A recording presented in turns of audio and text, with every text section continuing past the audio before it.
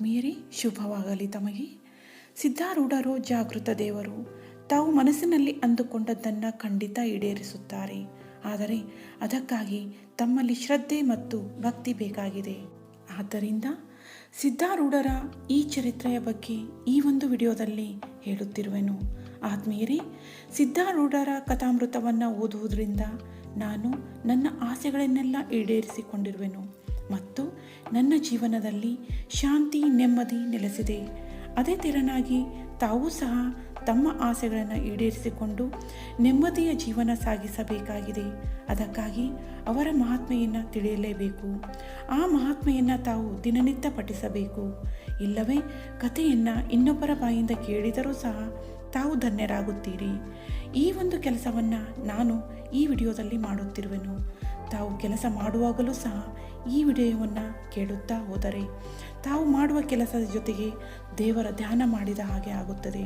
ತಮ್ಮ ಆಸೆಗಳು ಖಂಡಿತ ಈಡೇರುತ್ತವೆ.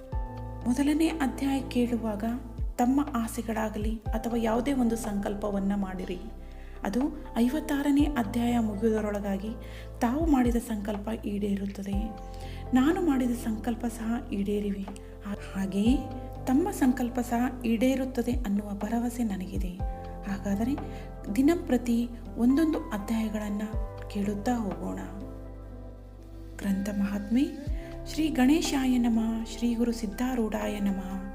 4 ವೇದ, 6 ಶಾಸ್ತ್ರ, 18 ಪುರಾಣ, 28 ದಿವ್ಯ ಆಗಮಗಳ ಸರ್ವಸಾರಭೂತವಾದ ಶ್ರೀ ಸಿದ್ಧಪುರುಷನ ಈ ಪವಿತ್ರವಾದ ಚರಿತ್ರೆಯನ್ನು ನಿತ್ಯವೂ ಶ್ರದ್ಧೆಯಿಂದ ಓದುವ, ಕೇಳುವ, ಪೂಜಿಸುವ ಸರ್ವ ಭಕ್ತರಿಗೆ ಧರ್ಮ, ಅರ್ಥ, ಕಾಮ, ಮೋಕ್ಷಗಳು ಸಿದ್ಧಿಸುವವು. ಸರ್ವ ಕಷ್ಟ ನಷ್ಟಗಳು, ಸರ್ವ ಪಾಪತಾಪಗಳು, ಚೋರ, ವೈರಿ, ವಿಷ, ಭೂತಾದಿ ಭೀತಿಗಳು ಬಯಲಾಗಿ ಸರ್ವದಾ ಸಕಲ ಸನ್ಮಂಗಳಿಂದ ಕೂಡಿದ ಸುಖ ಸೌಭಾಗ್ಯಗಳು ಒದಗಿ ಬರುವವು. ಶ್ರೀ ಸಿದ್ಧ ಸದ್ಗುರುವಿನ ಕೃಪಾಪೂರ್ವಕ ಶ್ರವಣ ಮಾಡುವುದರಿಂದ ಶಾಂತಿ, ದಾಂತಿ, ವಿವೇಕ, ಜ್ಞಾನ, ಸದ್ಭಕ್ತಿಗಳು ಸಂಪ್ರಾಪ್ತವಾಗುವು. ನನ್ನ ವಿಡಿಯೋ ನೋಡುತ್ತಿರುವ ಆತ್ಮೀಯರಿಗೆಲ್ಲರಿಗೂ ಶುಭವಾಗಲಿ. ಈ ದಿನ ನಾವು ಶ್ರೀ ಸಿದ್ಧಾರೂಢ ಕಥಾಮೃತದ 41ನೇ ಅಧ್ಯಾಯವನ್ನು ತಿಳಿಯೋಣ. ಶ್ರೀ ಸಿದ್ಧಾರೂಢ ಭಗವಂತನು ಪ್ರಾಣಿ ಮಾತ್ರರಿಗೆ ಬಹು ಕೃಪಾವಂತನಿದ್ದಾನೆ. ಆತನ ನಾಮೋಚ್ಚಾರ ಮಾಡಿದರೆ ಮೂರ್ತಿಮಂತರನಾಗಿ ಪ್ರತ್ಯಕ್ಷ ಕಾಣಿಸಿಕೊಳ್ಳುವನು. ನಾಮದ ಹೊರತು ಗತಿಯೇ ಇಲ್ಲ. ಈ ಕಲಿಯುಗದಲ್ಲಿ ಇತರ ಸಾಧನಗಳೆಲ್ಲ ವ್ಯರ್ಥವಾಗಿರುತ್ತವೆ. ಇಷ್ಟೇ ಅಲ್ಲ, ಕೆಲವು ಘಾತುಕವಾಗಿಯೂ ಇರುತ್ತವೆ. ಯೋಗ ಸಾಧನ ಮಾಡಬೇಕೆಂದರೆ ಅದು ಗುರುವಿನ ಹೊರತು ಅಭ್ಯಾಸಿಸಲಿಕ್ಕೆ ಸಾಧ್ಯವಿಲ್ಲ. ಅದಕ್ಕೆ ಗುರುವನ್ನು ಹುಡುಕಲಿಕ್ಕೆ ಹೋಗಬೇಕು. ದುರ್ಲಭವೇ ಸರಿ. ತಾನಾಗಿ ಯೋಗ ಸಾಧಿಸುವವನೆಂದು ಯತ್ನಿಸಿದರೆ ಸ್ವಲ್ಪ ತಪ್ಪಿದರೆ ಹುಚ್ಚು ಹಿಡಿಯುತ್ತದೆ. ಒಂದು ವೇಳೆ ಯೋಗವನ್ನು ಸಾಧಿಸಿದರೂ ಬ್ರಹ್ಮಜ್ಞಾನ ಪ್ರಾಪ್ತಿಯಾಗದು. ಇದು ವಿಚಾರದಿಂದಲೇ ಪ್ರಾಪ್ತವು. ವೇದಾಂತ ವಿಚಾರ ಬಹಳ ಕಠಿಣವಾಗಿದ್ದು ಸದ್ಗುರು ಮುಖದಿಂದ ಶ್ರವಣ ಮಾಡಿದ ವಿನಃ ಅದರ ಮರ್ಮ ತಿಳಿಯದು. ಅಂತಹ ಸದ್ಗುರುವನ್ನು ಬಹುಕಾಲ ಸೇವಿಸುತ್ತಾ ಇದ್ದರೆ ಅವನು ಕೃಪೆ ಮಾಡಿ ಶ್ರುತ್ಯರ್ಥವನ್ನು ವಿವರಿಸಿ ಹೇಳುತ್ತಾನೆ. ಆದರೆ ಸಂಸಾರದಲ್ಲಿ ಬದ್ಧರಾಗಿರುವ ಎಲ್ಲ ಜನರಿಗೆ ಇದು ಸಾಧ್ಯವಿಲ್ಲ. ಇಂಥವರಿಗೆ ನಾಮಸ್ಮರಣೆಯ ಹೊರತು ಎರಡನೇ ಉಪಾಯವೇ ಇರುವುದಿಲ್ಲ. ನಾಮಸ್ಮರಣವೇ ತಾರಕವು, ಅದರ ವಿಸ್ಮರಣವೇ ಬಂಧವು. ನಾಮಸ್ಮರಣವನ್ನು ಬಿಟ್ಟು ಸುಖವೇ ಇಲ್ಲ. ಅನ್ನವೆಲ್ಲವೂ ದುಃಖಮಯವಾಗಿರುತ್ತದೆ. ಈ ನಾಮದ ಬಲದಿಂದ ಭಕ್ತರು ಕಾಲನಿಗೆ ಸಹ ಅಂಜುವುದಿಲ್ಲ. ಸದ್ಗುರುಗಳು ಆ ನಾಮವನ್ನು ಆಜ್ಞಾಪಿಸಿದರೆಂದರೆ ಆಗ ಅದು ನಿಶ್ಚಯವಾಗಿ ಫಲ ಕೊಡುವುದು. ಆದ್ದರಿಂದಲೇ ಸದ್ಗುರುಗಳ ಹತ್ತಿರ ಹೋಗಿ ಒಂದು ಸಾರಿ ನಾಮೋಪದೇಶ ತೆಗೆದುಕೊಳ್ಳಬೇಕು. ಅದನ್ನು ಜಪಿಸುತ್ತಾ ಸುಖದಿಂದ ಮನೆಯಲ್ಲಿಯೇ ಇರಬೇಕು. ಸದ್ಗುರು ಅಲ್ಲಿಗೆ ಬರುತ್ತಾನೆ. ನಾಮಧಾರಕನ ಮನೆಯಲ್ಲಿ ಸದ್ಗುರು ಒಳಹೊರಗೆ ಇರುತ್ತಾನೆ ಮತ್ತು ಭಕ್ತನನ್ನು ಕೈ ಹಿಡಿದು ಬ್ರಹ್ಮದ ಮೇಲೆ ಒಯ್ದು ಕೂಡಿಸುತ್ತಾನೆ. ಇರಲಿ, ಈಗ ಕಥಾನುಸಂಧಾನವೇನೆಂದರೆ, ವಿರೂಪಾಕ್ಷನೆಂಬ ಒಬ್ಬ ಭಕ್ತನಿರುವನು. ಆತನಿಗೆ ಹೀರುಬಾಯಿ ಎಂಬ ಸುಗುಣಿಯಾದ ತಾಯಿ ಇರುವಳು. ಆಕೆಯು ಬಹಳ ವೃದ್ಧೆಯೂ ಆಗಿದ್ದು ನಿತ್ಯದಲ್ಲಿಯೂ ಬಹು ಪ್ರೇಮದಿಂದ ಸಿದ್ಧ ಸದ್ಗುರು ನಾಮವನ್ನು ಜಪಿಸುತ್ತಿರುವಳು ಮತ್ತು ಒಂದೂ ದಿನ ತಪ್ಪದೆ ಪ್ರತಿ ದಿವಸ ಪುರಾಣ ಶ್ರವಣಕ್ಕೆ ಬಹು ಶ್ರದ್ಧಾಯುಕ್ತಳಾಗಿ ಹೋಗುತ್ತಿದ್ದಳು. ಒಂದು ದಿವಸ ಆಕೆಯು ಪುರಾಣಕ್ಕೆ ಹೋಗುವಾಗ ದಾರಿಯಲ್ಲಿ ಒಂದು ಕಲ್ಲಿಗೆ ಕಾಲು ತಗಲಿ ಬಿದ್ದಳು. ಸದ್ಗುರುನಾಥ ಎಂದು ಕೂಗಿ ಏಳಲಿಕ್ಕೆ ನೋಡಿದಳು. ಆದರೆ ಏಳಲಿಕ್ಕಾಗಲಿಲ್ಲ. ಆಗ ಸಮೀಪ ಇದ್ದವರು ಆಕೆಯನ್ನು ಎತ್ತಿ ಮನೆಗೆ ಕರೆದುಕೊಂಡು ಹೋದರು. ಆಕೆಯ ಕಾಲಿನ ಎಲುಬು ಮುರಿದು ನಡೆಯಲಿಕ್ಕೆ ಬಾರದಂತಾಯಿತು. ಆಗ ಸಿದ್ಧಾರೂಢರನ್ನು ಮನೆಗೆ ಕರೆಸಿ ಅವರನ್ನು ಪಾದಪೂಜೆಯಿಂದ ಸಂತೋಷಪಡಿಸಿ ಆ ವೃತ್ತೆಯು ವಿಚಾರಿಸುವಂಥವಳಾದಳು.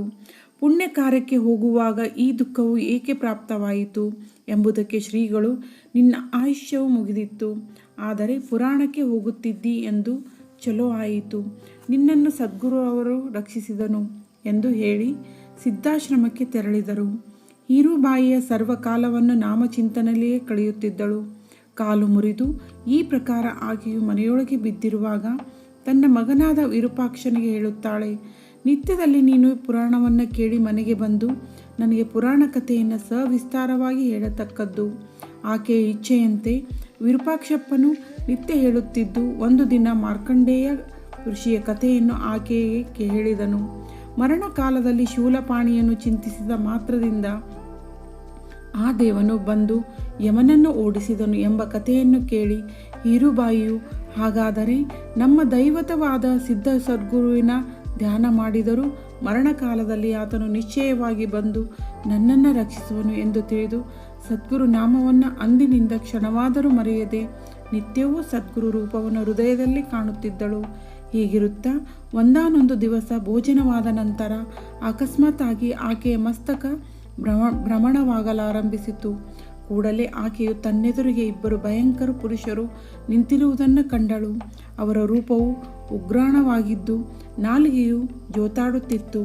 ಶರೀರಗಳು ಅಂಧಕಾರವೇ ಎಂಬಂತೆ ಕಾಣಿಸುತ್ತಿದ್ದವು. ಕೆಂಪಾದ ಕಣ್ಣುಗಳನ್ನು ತಿರುಗಿಸುತ್ತಾ ಆ ಹೀರುಬಾಯಿಗೆ ಕೂಗಲಿಕ್ಕೆ ಆರಂಭಿಸಿದರು. ಆಕೆಯಾದರೂ ಗುರುರೂಪವನ್ನು ಚಿತ್ತದಲ್ಲಿ ಧರಿಸು ಆತನನ್ನೇ ಕರೆಯುವಂಥವಳಾಗಿ, ಸದ್ಗುರು ಸಿದ್ಧಾರೂಢನಾಥನೇ, ನನ್ನ ರಕ್ಷಣಕ್ಕನಾಗಿ ಬಾರಪ್ಪ, ಈ ಯಮದೂತರ ಕೈಯಿಂದ ನನ್ನನ್ನು ರಕ್ಷಿಸುವಗೋಸ್ಕರ ಬೇಗನೆ ಬಾ. ನನಗೆ ಈ ಶರೀರ ಬದುಕಿಸಬೇಕೆಂಬ ಇಚ್ಛೆ ಇಲ್ಲ, ಆದರೆ ಪುರಾಣ ಕೇಳಬೇಕೆಂಬ ನನ್ನ ಮನೋರಥವೂ ಇರುತ್ತದೆ. ಈ ಪೀಡೆಯು ನನ್ನ ಆಯುಷ್ಯ ನಾಶ ಮಾಡಿತು. ಗುರುಮುಖದಿಂದ ಕೇಳತಕ್ಕಂಥ ಬೋಧವು ಕೇಳಲಿಲ್ಲ. ಗುರುಮುಖದಿಂದ ಶ್ರವಣ ಮಾಡಿದ ನಂತರ ಸುಖದಿಂದ ನಾನು ದೇಹವನ್ನು ಬಿಡುವೆನು ಎಂದು ಈ ಪ್ರಕಾರ ಪ್ರಾರ್ಥಿಸಿದ ಕೂಡಲೇ ಸಿದ್ಧ ಸದ್ಗುರುವು ಪ್ರಕಟನಾದನು. ಹೀರುಬಾಯಿಯು ತನ್ನ ಸಮೀಪದಲ್ಲಿಯೇ ಸದ್ಗುರುನಾಥನನ್ನು ಕಂಡು ಧೈರ್ಯಗೊಂಡವಳಾಗಿ ಯಮದೂತರನ್ನ ಕುರಿತು, ನಾನು ನಿಮ್ಮ ಕೂಡ ಬರುವುದಿಲ್ಲ, ನಡೀರಿ. ನನ್ನ ಈ ದುಃಖವು ಪರಿಹಾರವಾಗಿ ಸಿದ್ಧಾರೂಢ ಸ್ಥಾನಕ್ಕೆ ಹೋಗಿ ಅವರಿಂದ ಉಪದೇಶವನ್ನು ಪಡೆದುಕೊಂಡ ಮೇಲೆ ಅವರಾಜ್ಞೆಯಿಂದ ನಾನು ಬಂದೇನು, ಅಲ್ಲಿ ಪರ್ಯಂತ ನಾನು ಬರುವುದಿಲ್ಲ ಎಂದು ಹೇಳಿದ್ದನ್ನು ಕೇಳಿ ಆ ಯಮದೂತರು ಹಿಡಿ ಹಿಡಿ ಎಂದು ಗರ್ಜಿಸುತ್ತಾ ಆಕೆಯ ಸಮೀಪ ಬಂದರು. ತಮ್ಮ ಪಾಶಗಳನ್ನು ಬಿಚ್ಚಿ ಆಕೆಯ ಸುತ್ತಲೂ ಹಾಕಲಿಕ್ಕೆ ನೋಡುವಾಗ ಹತ್ತಿರ ನಿಂತ ಸದ್ಗುರುವಿಗೆ ತಗಲಿ ಆ ಕ್ಷಣವೇ ಹರಿದು ಬಿದ್ದವು. ಅವರ ಯತ್ನಗಳೆಲ್ಲ ವ್ಯರ್ಥವಾದವು. ಆಗ ಸದ್ಗುರುವು ದಂಡಾಧಿಕಾರಿಯಾಗಿ ದೂತರ ಮೇಲೆ ಹೋಗುವಂಥವನಾದನು. ಆತನನ್ನು ಕಂಡ ಕೂಡಲೇ ಆ ಯಮದೂತರು ಭಯಂಕರವಾಗಿ ಕೂಗುತ್ತಾ ಓಡಿ ಹೋದರು. ಓಡುತ್ತಾ ಯಮನಗರಿಗೆ ಬಂದು ಯಮನನ್ನ ಕುರಿತು, ನೋಡಿರಿ, ನಿಮ್ಮ ಕೆಲಸವನ್ನು ಬರೋಬ್ಬರಿ ರೀತಿಯಿಂದ ನಾವು ನಡೆಸುತ್ತಿರುವಾಗ ಯಾವನೋ ಒಬ್ಬ ಯತೀಶ್ವರನು ನಮಗೆ ಅಡ್ಡ ಬಂದನು ಎಂದು ಹೇಳಿದ್ದು ಕೇಳಿ ಸರ್ವಜ್ಞನಾದ ಆ ಯಮನು, ಎಲೆ ದೂತಗಳಿರ, ಸಿದ್ಧರಾಯನನ್ನು ನೀವು ತಿಳಿಯದೇ ಹೋದಿರಿ. ಈ ಕಾಲದಲ್ಲಿ ಜಗತ್ತಿನಲ್ಲಿ ಈಶ್ವರ ಅವತಾರವೆಂದರೆ ಆತನೇ. ಆತನ ಭಕ್ತರನ್ನು ನೀವು ತರಲಿಕ್ಕೆ ನೋಡಿದರೆ ಆತನಿಂದ ರಕ್ಷಿತನಾದ ಅವರ ಮೇಲೆ ನಿಮ್ಮ ಸತ್ತ ನಡೆಯಲಾರದು. ಸರ್ವ ಜಗತ್ತಿನ ನಿಯಂತನಿದ್ದು ಸರ್ವಕರ್ತ ಹರ್ತ ಆತನೇ ಇರುವನು ಎಂದು ದೂತರನ್ನ ಕುರಿತು ಹೇಳಿದನು. ಇತ್ತ ಸದ್ಗುರುಗಳನ್ನ ಕುರಿತು ಹೀರುಬಾಯಿಯು, ಹೇ ದಯಾಳುವೆ, ಯಮನಿಂದ ನನ್ನನ್ನು ಬಿಡಿಸಿರಿ, ಇನ್ನಾದರೂ ನನ್ನ ಕಾಲಿಗೆ ಶಕ್ತಿ ಕೊಡು ಎಂದು ಹೇಳಿದ್ದು ಕೇಳಿಸಿದ್ದರು. ನೀನು ಇನ್ನು 6 ತಿಂಗಳ ಆಯುಷ್ಯ ತೆಗೆದುಕೋ, ಅಲ್ಲಿಯವರೆಗೆ ನಿನ್ನ ಆಯುಷ್ಯದ ಸಾಫಲ್ಯ ಮಾಡಿಕೋ, ಅನಂತರ ನನ್ನ ಲೋಕಕ್ಕೆ ನೀನು ಬರುವಿ. ಸ್ವಚಿತ್ತದಿಂದ ಭಜನೆಯನ್ನ ಮಾಡುತ್ತಾ ಇರು. ಈ ಪ್ರಕಾರ ಸದ್ಗುರುಗಳು ಅಂದು ತಮ್ಮ ಹಸ್ತದಿಂದ ಆಕೆಯ ಕಾಲಿಗೆ ಸ್ಪರ್ಶಿಸಿದ ಕೂಡಲೇ ಆ ಹೀರುಬಾಯಿಯು ಸಶಕ್ತಳಾಗಿ ಎದ್ದು ನಿಂತಳು. ಅವಳು ಅತ್ಯಾನಂದ ಭರಿತಳಾಗಿ ಸದ್ಗುರುಗಳನ್ನು ನಮಿಸಿ ಎದ್ದು ನೋಡಿದರೆ ಅವರು ಅಂತರ್ಧಾನರಾಗಿರುವರು. ಅವಳ ಮಗನಾದ ವಿರೂಪಾಕ್ಷಪ್ಪನು ಸಮೀಪದಲ್ಲೇ ಇದ್ದರು. ಆತನಿಗೆ ಈ ಯಾವ ಸಂಗತಿಯೂ ಗೊತ್ತಾಗಲಿಲ್ಲ. ಮುದುಕಿ ಅಕಸ್ಮಾತ್ತಾಗಿ ಎದ್ದು ನಿಂತದ್ದನ್ನು ನೋಡಿ, ಅವ್ವ, ನಿನ್ನ ಕಾಲುಗಳಿಗೆ ಒಮ್ಮಿಂದೊಮ್ಮೆ ಹೇಗೆ ಶಕ್ತಿ ಬಂದಿತ್ತು ಎಂದು ಕೇಳಿದ್ದಕ್ಕೆ ಆಕೆಯು ಸರ್ವ ವೃತ್ತಾಂತವನ್ನು ಕಥಿಸಿ ಸದ್ಗುರುವು ನನ್ನನ್ನು ರಕ್ಷಿಸಿ ನನಗೆ 6 ತಿಂಗಳ ಆಯುಷ್ಯವನ್ನು ಕೊಟ್ಟನು ಮತ್ತು ಪುರಾಣ ಶ್ರವಣಕ್ಕೋಸ್ಕರ ಹೋಗಲಿಕ್ಕೆ ನನ್ನನ್ನು ಸಶಕ್ತಳನ್ನಾಗಿ ಮಾಡಿದನು. ಇನ್ನು 6 ತಿಂಗಳಲ್ಲಿ ನನ್ನನ್ನು ತನ್ನ ನಿಜ ಪದಕ್ಕೆ ಕರೆದುಕೊಳ್ಳುವನೆಂದು ಹೇಳಿರುತ್ತಾನೆ. ಹೀಗೆಂದು ಆ ಹೀರುಬಾಯಿಯು ವಚನವನ್ನು ಕೇಳಿ ವಿರೂಪಾಕ್ಷನು ಬಹಳ ಆನಂದಪಟ್ಟನು. ಅನಂತರ ಆತನು ತಾಯಿಯನ್ನು ಮಠಕ್ಕೆ ಕರೆದುಕೊಂಡು ಹೋಗಿ ಸದ್ಗುರು ಚರಣಗಳ ಭೇಟಿ ಮಾಡಿಸಿದನು. ಹೀರುಬಾಯಿಯು ಸದ್ಗುರುಗಳಿಗೆ ಎಲ್ಲ ವೃತ್ತಾಂತವನ್ನು ನಿವೇದಿಸಿ, ಹೇ ಸದ್ಗುರುವೇ, ಭಕ್ತರನ್ನು ನೀನು ಕಾಲನ ಕೈಯಿಂದ ರಕ್ಷಿಸುವಿ. ಭಕ್ತರ ಸಲುವಾಗಿ ಅವತಾರ ಧರಿಸಿಕೊಂಡು ಬಂದಿರುವ ಸಾಕ್ಷಾತ್ ಈಶ್ವರನೇ ನೀನಿರುವಿ. ಪೂರ್ವದಲ್ಲಿ ಯಾವಾಗ ಮಾರ್ಕಂಡೇಯ ಋಷಿಯು ನಿನ್ನನ್ನು ಪ್ರಾರ್ಥಿಸಿದನು, ಆ ಕಾಲದಲ್ಲಿ ನೀನು ಬಂದು ಆತನನ್ನು ರಕ್ಷಿಸಿದಿ. ಅದೇ ಪ್ರಕಾರ ಹೇ ದೇವನೇ, ನನ್ನನ್ನು ಯಮನ ಕೈಯಿಂದ ರಕ್ಷಿಸುವಂಥವನಾದಿ ಎಂದು ಅನ್ನುವಂಥದ್ದಾಗಿ ಕೇಳಿ ಸದ್ಗುರುಗಳು ನಿನ್ನ ಶುದ್ಧ ಭಾವಕ್ಕೆ ಒಲಿದನು. ಯಾವಾತನು ಆತನನ್ನು ಚಿಂತಿಸುತ್ತಾನೋ ಅಂಥವನನ್ನು ಆ ಸದ್ಗುರುವು ಯಮಪಾಶದಿಂದ ಬಿಡಿಸುವನು. ಆದರೂ ನೀನು ಸದ್ಗುರು ನಾಮವನ್ನು ಸರ್ವತಾ ಮರೆಯಬೇಡ. ಅದನ್ನು ಅಖಂಡವಾಗಿ ಜಪಿಸುತ್ತಿದ್ದರೆ ಭ್ರಮವೆಲ್ಲ ಪರಿಹಾರವಾಗಿ ನಿಜ ವಿಶ್ರಾಮವನ್ನು ಹೊಂದಿ ಆಮೇಲೆ ಸದ್ಗುರುಧಾಮವನ್ನು ಪ್ರಾಪ್ತಿ ಮಾಡಿಕೊಳ್ಳುವಿ ಎಂದು ಅಂದರು. ಈ ಪ್ರಕಾರ ಸದ್ಗುರು ಮುಖದಿಂದ ಉಪದೇಶವನ್ನು ಕೇಳಿ ಹೀರುಬಾಯಿಯು ಅತ್ಯಾನಂದ ಹೊಂದಿದವಳಾಗಿ ಕ್ಷಣ ಮಾತ್ರ ಸಮಾಧಿ ಸುಖದಲ್ಲಿ ತಟಸ್ಥಳಾಗಿ ಕೂತು ಆಮೇಲೆ ಎದ್ದು ಸದ್ಗುರು ಪಾದಕ್ಕೆರಗಿದಳು. ಸದ್ಗುರು ಉಪದೇಶವನ್ನು ಚಿತ್ತದಲ್ಲಿ ಧರಿಸಿ ತನ್ನ ಪುತ್ರನ ಸಂಗಡ ಮನೆಗೆ ಬಂದಳು. ಅಂದಿನಿಂದ ಹೀರುಬಾಯಿಯು ರಾತ್ರಿ ಹಗಲು ಸದ್ಗುರು ನಾಮವನ್ನು ಜೀವಪ್ರಾಣವೆಂಬಂತೆ ಜಪಿಸುತ್ತಿದ್ದಳು. 6 ತಿಂಗಳು ಮುಗಿದವು. ಒಂದು ದಿನ ಹೀರುಬಾಯಿಯು ನಿದ್ದೆ ಹೋಗುತ್ತಿರುವಾಗ ಸದ್ಗುರುಗಳು ಬಂದು ಆಕೆಯನ್ನು ಎಬ್ಬಿಸಿ, ಈಗಲೇ ಎದ್ದು ಬಾ ಎಂದು ಹೇಳಿದರು.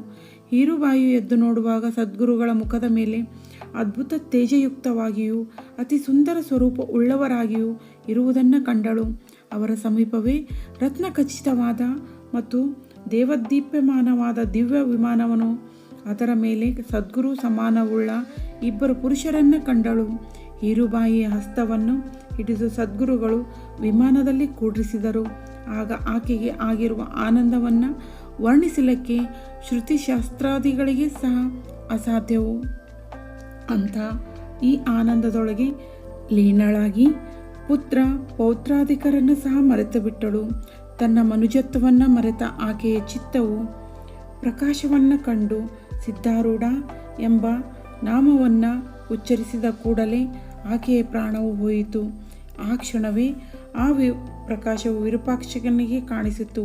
ಆಮೇಲೆ ಮನೆಯ ಹಾಗೂ ನೆರೆಮನೆಯ ಎಲ್ಲ ಜನರು ಕೂಡಿ ಭಜನೆ ಮಾಡುತ್ತಾ ಬಹುವೈಭವದಿಂದ ಆ ಪುಣ್ಯ ಶರೀರವನ್ನು ಸ್ಮಶಾನಕ್ಕೆ ಒಯ್ದು ದಹಿಸುವಂಥವರಾದರು. ಈ ಪ್ರಕಾರ ಸದ್ಗುರು ಮಹಾರಾಯರು ಕಾಲನಿಗೆ ಪರಾಜಯವನ್ನು ಮಾಡಿ ತನ್ನ ನಿರಾಮಯವಾದ ಪದವನ್ನು ನಾಮವನ್ನು ಜಪಿಸಿದ ಮಾತ್ರಕ್ಕೆ ಭಕ್ತಳಿಗೆ ಕೊಟ್ಟನು. ಈಗ ಕಥೆಯ ಲಕ್ಷಾರ್ಥವನ್ನು ಶ್ರವಣ ಮಾಡುವಂಥವರಾಗಿರಿ.